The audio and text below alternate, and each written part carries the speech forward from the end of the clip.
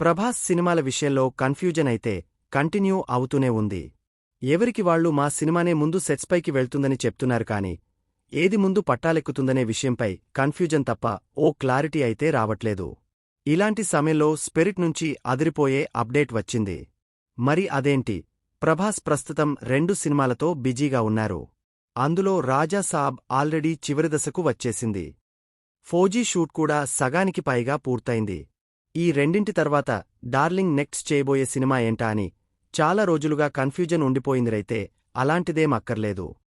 Prabhas next చేయబోయేది spirit అంటున్నారు makers. September నుంచి స్పిరిట్ రెగ్యులర్ షూటింగ్ మొదలు కానుందని తెలుస్తుంది. మొన్న మధ్య నిర్మాత ప్రణయ్ రెడ్డి వంగా కూడా ఇదే చెప్పారు. ఇప్పటికే స్క్రిప్ట్ వర్క్ కూడా పూర్తి చేశారు సందీప్ వంగా.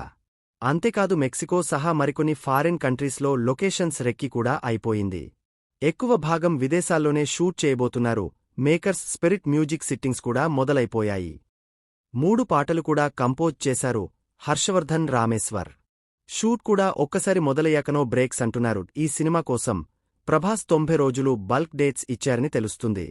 2026 సెకండాఫ్లో స్పిరిట్ విడుదల కానుంది. ప్రభాస్ పోలీస్ ఆఫీసర్గా కనిపించబోతున్న ఈ చిత్రంలో తృప్తి దిమ్రి హీరోయిన్గా నటిస్తున్నారు.